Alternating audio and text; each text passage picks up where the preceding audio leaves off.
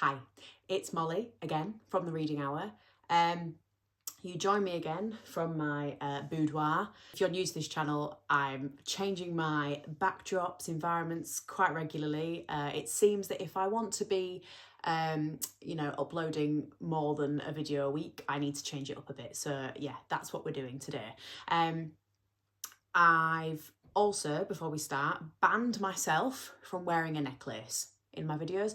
I was pretty horrified by how aggressively I was fiddling with my necklace in my last video, and I thought, what am I doing? I obviously have a tendency to need to do something with my hands while I'm talking, so I have given myself permission.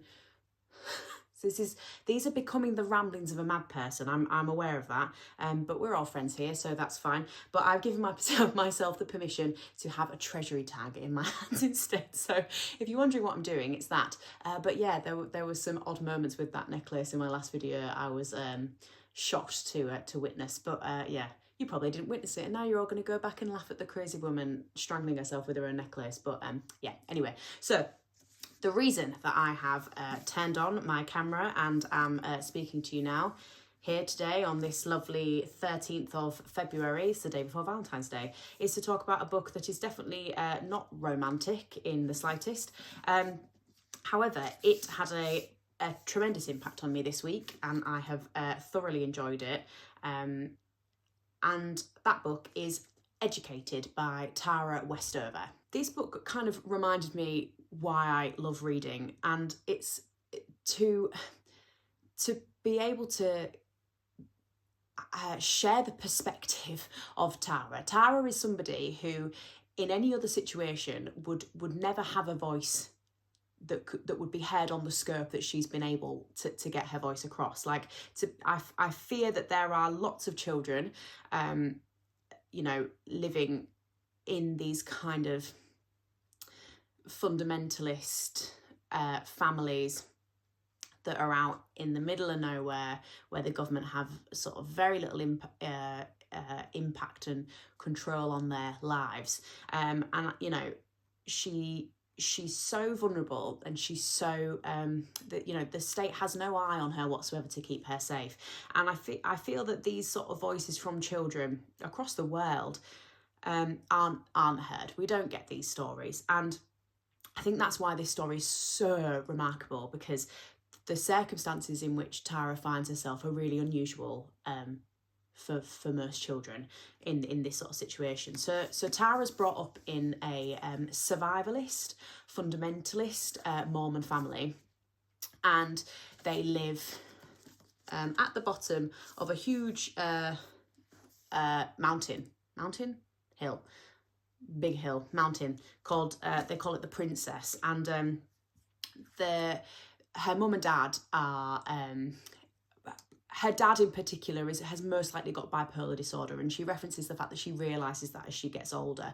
And he like I say, he's a fundamentalist Mormon. He believes that the end of the world is nigh, and that he and his family must follow the scriptures ever so closely in order to be accepted by God, and so that they will survive the upcoming end of days. I can't remember what they refer to it. I actually got an A star in GCSE religious education when I was at school, but my understanding of religion is really poor. I was not brought up religious.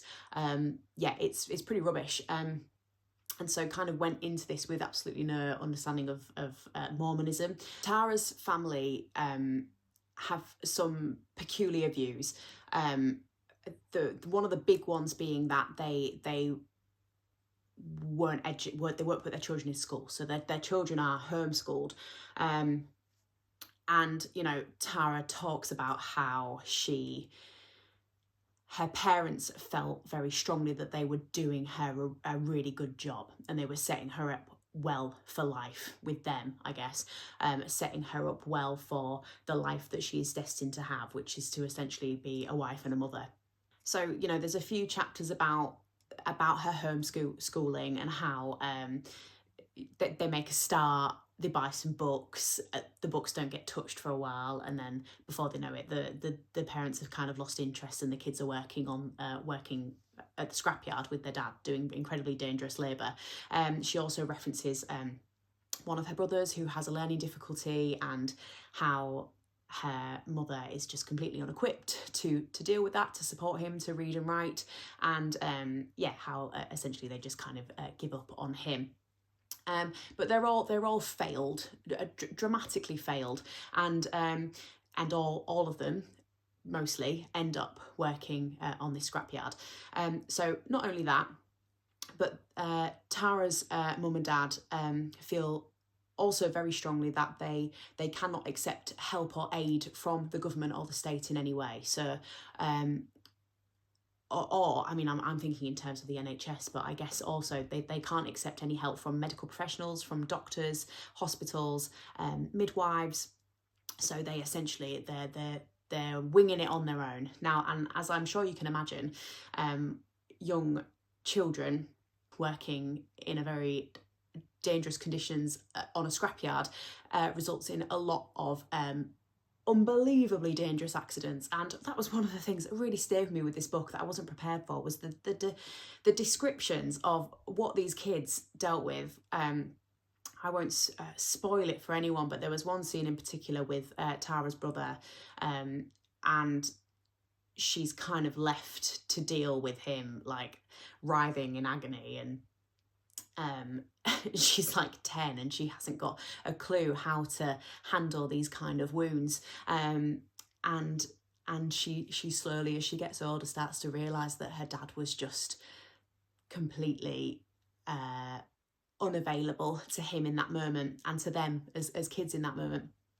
Her mum is like makes oils and tinctures, they refer to a lot. I can't say that word though, tinctures.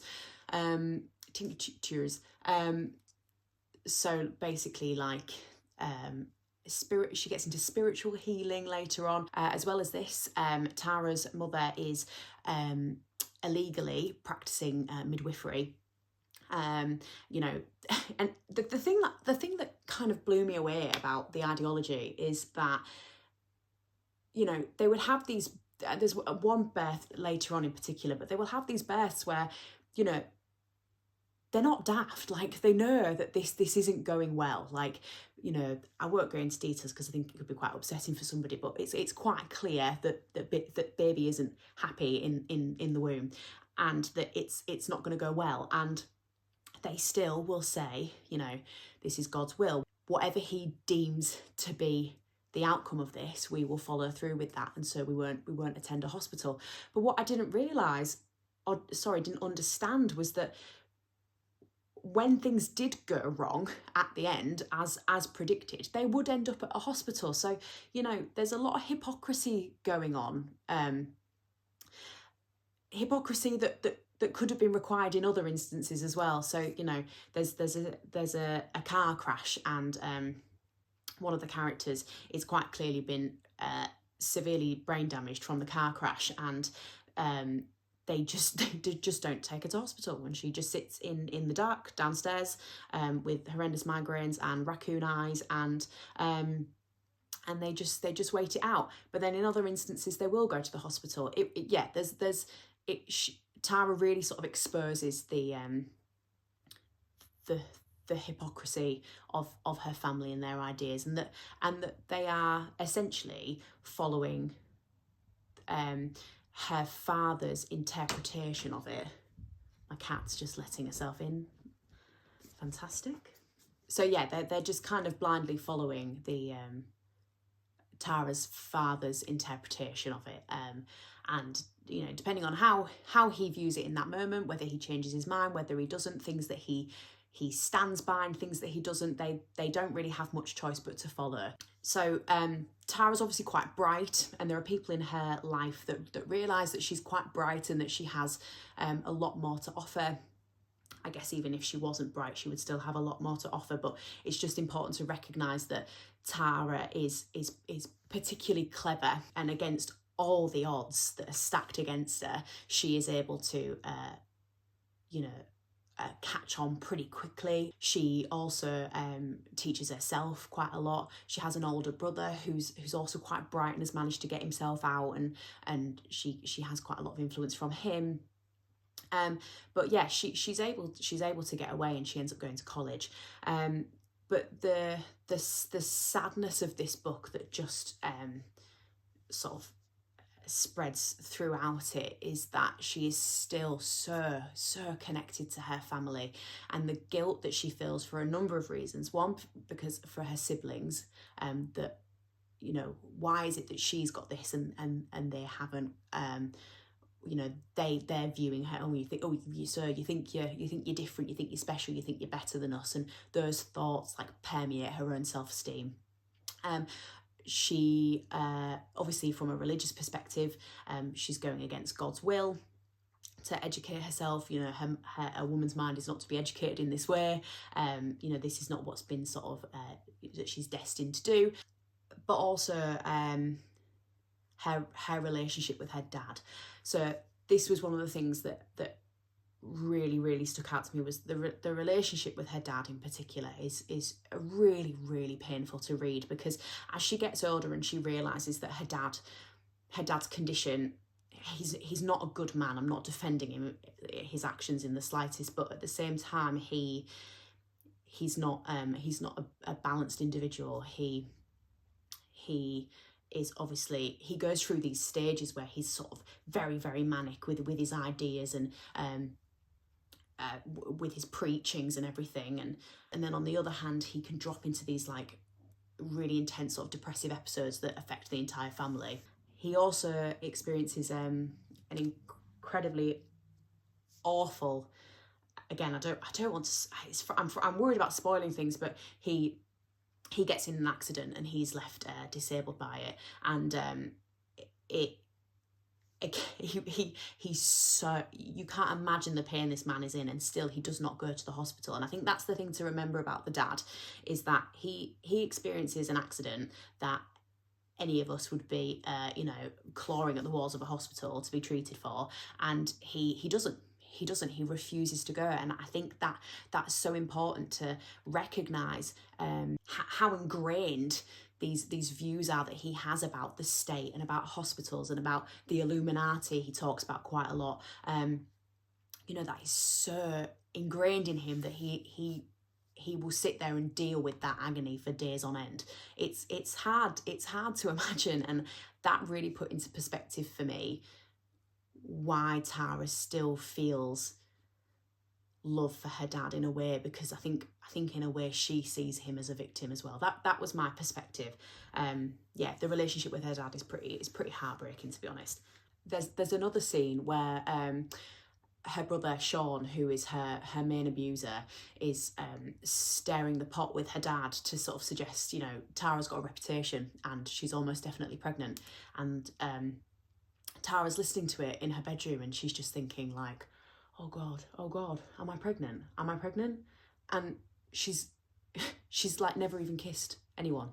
She's, let alone, you know, had sex. It's unbelievable that she's being accused of things before she's even got a knowledge as to what they mean.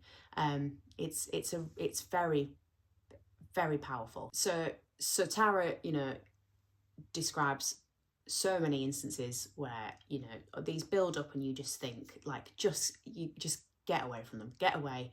It's a lost cause. You know, you need to focus on your own life and just completely drop your family. They do you no good. But then she will throw in lines like this that absolutely break your heart. So this is a scene when Tara's leaving. She's going to the airport. Her dad has dropped her off or decided to go with her for whatever reason. This is what I mean. You get a lot of hot and cold moments from her dad. But when she's leaving the airport, she says, I knew why he was afraid. He let it slip my last night on Bucks Peak. The same night he said he wouldn't come to see me graduate. If you're in America, he whispered, we can come for you wherever you are. I've got 1,000 gallons of fuel buried in the field. I can fetch you when the end comes, bring you home, make you safe. But if you cross the ocean, basically saying that he's terrified that if she goes overseas, he can't keep her safe from whatever end of days that he is terrified of. Obviously, this is a sad book.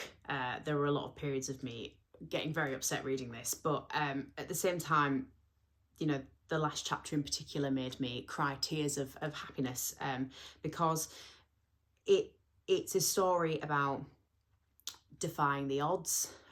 It's a story about the importance of education. I think if you are someone who's had access to a proper education, it allows you to reflect on how lucky you are.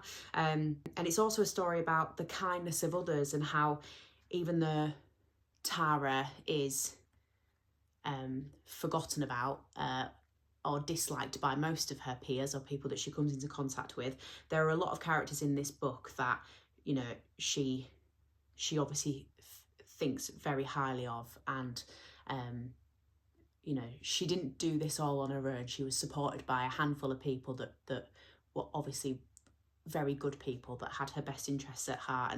And yeah, there's a lot of sadness in this book, but it is balanced by a lot of hope as well. So yeah, it's a can you tell it obviously impacted me quite a lot.